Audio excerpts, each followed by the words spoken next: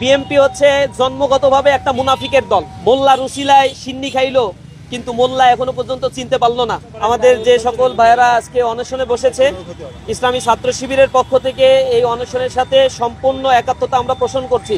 আমরা বাংলাদেশব্যাপী বিভিন্ন ধরনের কর্মসূচি ইতিমধ্যে পালন করছি, যাতে গণভোটের রায় বাস্তবায়ন করা হয়।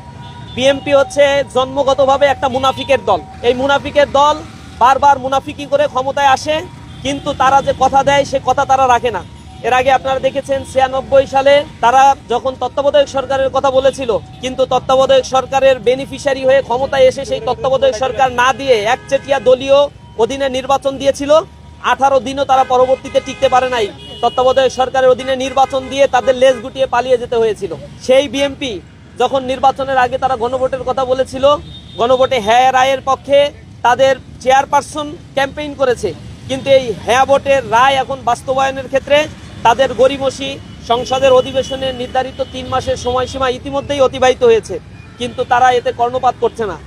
এই দলটা তাদের এই নেফাকি চরিত্রের কারণেই এই বাংলাদেশের মানুষের কাছে একদিন ধরা খাবে অথবা ধ্বংস হবে।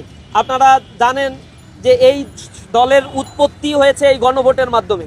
জিয়াউর রহমান যখন ক্ষমতায় এসেছিল তখন সেনা শাসন চলছিল। এই সেনা শাসন এবং জিয়াউর রহমানের শাসনের বৈধতার জন্যই তখন তিনি গণভোট দিয়েছিলেন।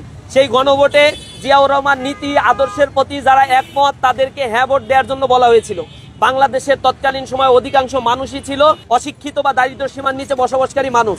এই মানুষগুলো জিয়াউর রহমানের নীতি আর আদর্শ কি এগুলো পইরে পইরে তাকে গণভোট দেয় নাই, কিন্তু জিয়াউর রহমানের পক্ষে তারা রায় দিয়েছিল, তার শাসনের বৈধতা দিয়েছিল। তার পরবর্তীতে এই দলটি এই জিয়াউর রহমানের হাতেই বিএনপির গঠন হয়েছে। গণভোটের মাধ্যমেই যে দলের উৎপত্তি, সেই দলটি এই গণভোটকে অস্বীকার করছে।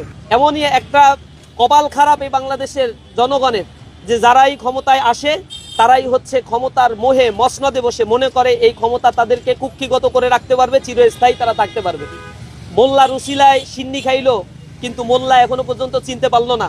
যে জুলাই বিপ্লবীরা শহীদেরা, এখানে শহীদের মায়েরা উপস্থিত হয়েছে, আমি দেখতে পেয়েছি এখানে জুলাই আহত যারা ছিল, হাত হারিয়েছে, পা হারিয়েছে, চক্ষু হারিয়েছে, পঙ্গুত্ব বরণ করেছে, যাদের রক্তের উপরে দাঁড়িয়ে লন্ডন থেকে এসে রাজনীতি করার সুযোগ পাচ্ছে, যাদের রক্তের উপরে দাঁড়িয়ে শিলং থেকে ফেরত আসার সুযোগ পাচ্ছে, যার কারণে তার বংশের অন্য ছেলে, তাদের স্ত্রীরা এখন বাংলাদেশের গুরুত্বপূর্ণ পদগুলো আবার দখল করে রেখেছে।